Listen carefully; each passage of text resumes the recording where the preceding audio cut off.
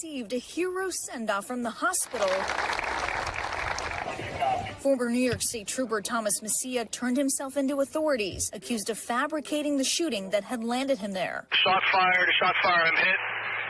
Westbound, told to stay right before exit 17. Last October, Messia radioing in that he had been shot while approaching a vehicle parked in the median of a Long Island highway.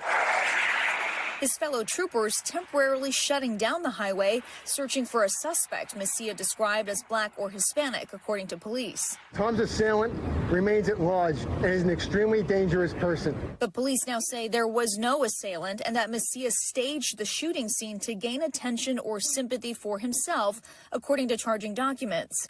Placing .22 caliber shell casings on the ground hours earlier, then shooting himself at another location before returning to the highway to call in the fabricated attack. The shooter that we were all looking for only existed in Messia's head.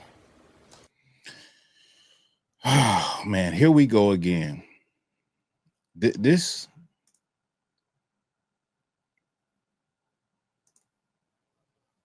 Here we go again, y'all. This shit is crazy. You can't make this up. You can't make this up. This state trooper, he done fabricated a whole story, put the shell casings at the crime scene, went somewhere else, popped himself, then came back and called 911 and said that it was the suspects were black and brown. You can't make this up. This is Karen Nader syndrome. Karen Nader syndrome. That's my word. Karen Naders. This is their playbook. This has been their playbook for the longest, to use black and brown people as the scapegoat. Should I remind you about Emmett Till? Should I remind you about George Stinney? Should I remind you about the incident that started the destruction of Black Wall Street? Should I remind you? I mean, the list goes on and on. We can go on and on all day with this type of energy towards black folks. We can go on and on. Imagination. Why did you do it? The 5-year state police veteran resigned on Friday and has been charged with falsely reporting a crime, evidence tampering, and official misconduct.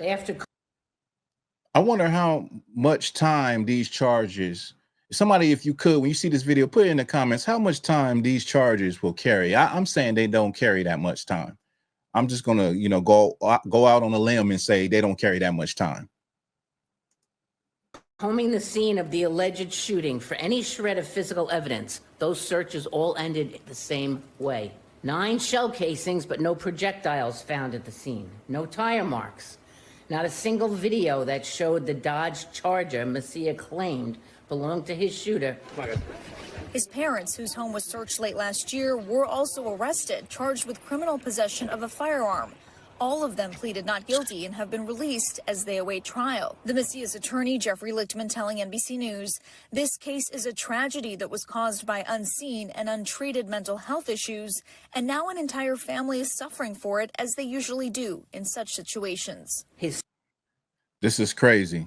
And let me tell you why. Let me tell you why this is crazy. That it's mental illness.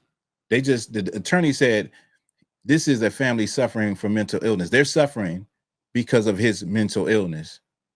Now they're looking at him and considering his history, his mental illness.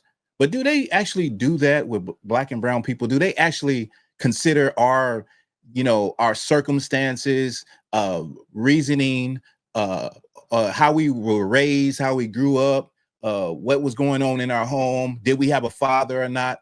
No, they never do that. But time and time again, when they do certain crimes, or most high profile crimes, when they do it, it always goes back to they didn't have a father in the home. This is a mental illness. Case in point, any type of school shooter, mass shooter, they always do that. They always resort to his upbringing. Oh, he was bullied. He couldn't get a girlfriend. And they're doing the same thing with him. And another thing is this, y'all. You see how fast they believe that story about the assailant being a black or brown man. Now, I want you to think how evil that is, because in his thought process, he looked at it like, I can get away with it if I say black or brown because he knows in law enforcement how they look at black and brown. He already knows how people will accept that easily. Now, here's the thing. He could have said, I don't know who it was. He could have said that the assailant had on all black and had a hoodie on. So I didn't get a glimpse of what race they could have been. But no, he said black and brown. And this is my last point on this. Imagine some black man or some brown man driving around, minding their business, not knowing that they fit the description, not knowing that law enforcement is looking for somebody to snatch up, to grab up. And just imagine the danger that black men and brown men were put in with his lies and his deceit. Think about that for a minute. They easily accepted that story as though it was nothing. And it took a while for investigation for the truth to actually come out. But a black man or a brown man who were considered the suspects or fit the description could have ran into law enforcement and been unalive, because we know how law enforcement is when it's one of their own. Now, he might get off in a few years and somebody else will hire him. And that's usually how it goes.